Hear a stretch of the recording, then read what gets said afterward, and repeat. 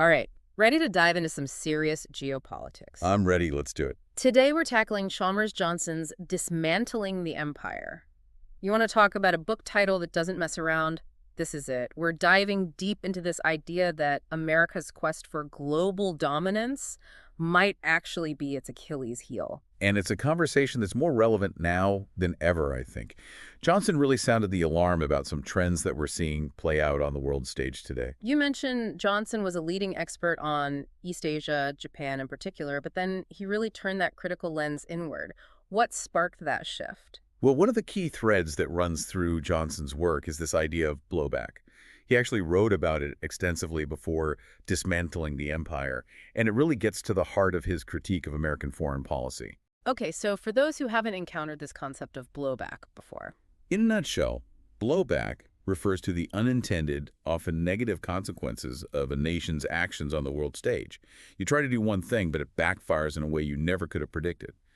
And Johnson argues that America's pursuit of empire has created a whole lot of blowback. And he uses some pretty stark examples to make his point. He does. One of the most compelling and frankly chilling examples he cites is the CIA's support of the Mujahideen in Afghanistan during the 1980s. The U.S. pumped money and weapons to these fighters to help them resist the Soviet occupation. On the surface, a classic Cold War strategy. Prop up one enemy to fight another. Exactly. But as we all know now, those Mujahideen fighters eventually gave rise to the Taliban and al-Qaeda. Groups that, shall we say, haven't exactly been friendly to U.S. interests. That's putting it mildly. It's a pretty stark example of how even actions taken with what seemed like at the time the best of intentions can have devastating and unforeseen consequences. And that's precisely Johnson's point. He argues that this kind of blowback is baked into the very fabric of empire, that trying to impose your will on the world, even in the name of spreading democracy or fighting communism, inevitably creates more problems than it solves. And that this pursuit of empire, this need to be the world's policeman, ultimately undermines the very democracy it claims to be protecting. Exactly. Johnson argues that maintaining an empire and a democracy simultaneously is fundamentally unsustainable. He points to the Roman Empire. The British Empire history is full of cautionary tales of empires that ultimately crumbled under the weight of their own contradictions. So if these empires of the past couldn't make it work, what makes us think we can? Especially given the staggering financial cost of maintaining this global military presence. And Johnson was sounding the alarm about the national debt long before it reached the astronomical levels it has today. He was basically screaming from the rooftops that this military spending spree was going to bankrupt the country. Okay, so let's talk about base world. Johnson uses this term to describe the sprawling network of U.S. military bases across the globe. Before we even get into the problems with this network, let me just ask you, did you have any concept of just how many bases we're talking about? It's honestly mind-boggling. Hundreds upon hundreds of bases spread across every continent except Antarctica. At its peak, even the British Empire didn't have this kind of global military footprint. It's like we're trying to play a massive game of Risk with real armies and real consequences. And Johnson argues that this isn't just expensive, it's actively harming us. What's fascinating is how many of these bases are, relics of a bygone era. Johnson traces their origins back to the Cold War, right? When the Soviet Union was seen as this existential threat. Right. And the U.S. felt compelled to contain communism wherever it popped up. So we build all these bases to counter the Soviets, the Soviet Union collapses, and instead of packing up and going home, we double down. Yeah, in essence, yes. Johnson argues that instead of using the end of the Cold War as an opportunity to kind of rethink our foreign policy and our global military footprint, we essentially just found new enemies to fight. Terrorism, rogue states, you name it. Right. The military-industrial complex needs a target. It's like that old saying, if you have a hammer, everything looks like a nail. We have this massive military machine, so we feel compelled to use it even when it's not the right tool for the job. Precisely. Yeah. Johnson argues that America has become far too reliant on military solutions to problems that are fundamentally political, economic, or social in nature. Yeah. You can't bomb your way to democracy or stability. And Johnson doesn't mince words in calling out the waste and absurdity he sees in the way these bases are run. He talks about the Pentagon spending hundreds of thousands of dollars on air conditioning for dog kennels at a base in the Persian Gulf. He uses those almost comical examples to highlight a larger point, right? About the lack of accountability and oversight when it comes to military spending. This was a huge theme for Johnson, this sense that the military-industrial complex is this unaccountable behemoth answerable to no one. And as much as I hate to admit it, he's got a point. It's like nobody wants to look too closely at the books because what they might find is just too uncomfortable to confront. But beyond the financial cost, Johnson argues that this base world mentality has really distorted our foreign policy and our place in the world. Absolutely. He argues that maintaining this vast network of bases creates a kind of self-fulfilling prophecy. It makes us less secure, not more. Because the more we act like an empire, the more enemies we create. Exactly. It breeds resentment, it fuels anti-American sentiment, and ultimately makes us a bigger target. Okay, so if base world is this unsustainable mess, what's the alternative? Well, to understand Johnson's proposed solutions, we need to dig a little deeper into another key concept from the book, military Keynesianism.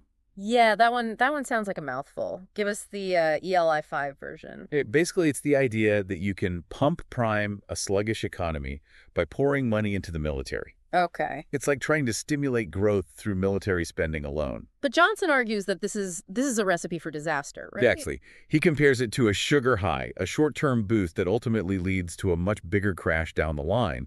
Because while you're pumping billions into weapon systems and overseas bases, you're neglecting vital sectors of the economy, like education, infrastructure, research, and development. He uses a really striking example. In the book, he points out that for the cost of one F-35 fighter jet, which, by the way, has been plagued by cost overruns and technical problems.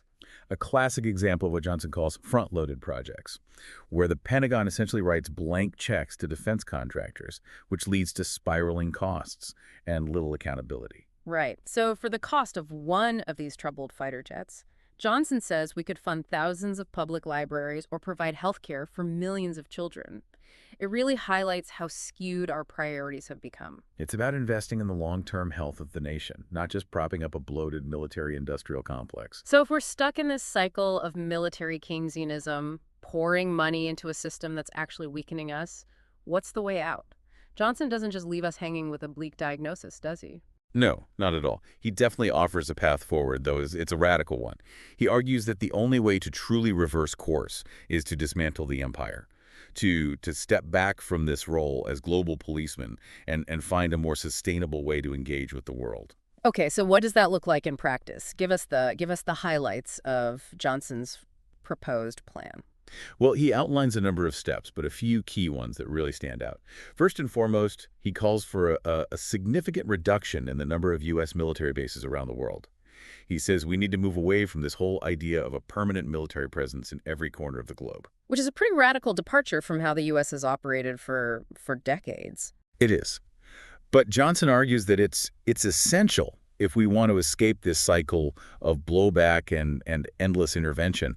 He suggests that instead of, propping up dictators in the name of stability or intervening in every conflict, the U.S. should focus on diplomacy, economic cooperation, and supporting democratic movements from within. So leading by example, not by force. Exactly. He also calls for major reforms to the intelligence community, particularly the CIA.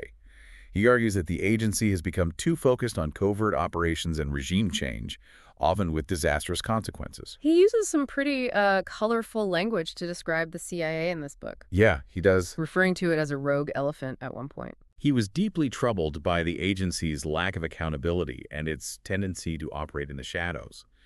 Johnson believed that the U.S. intelligence community should focus on gathering and analyzing information, not on covert action or trying to manipulate events on the ground. Essentially, stick to intelligence gathering, leave the cloak and dagger stuff to the movies.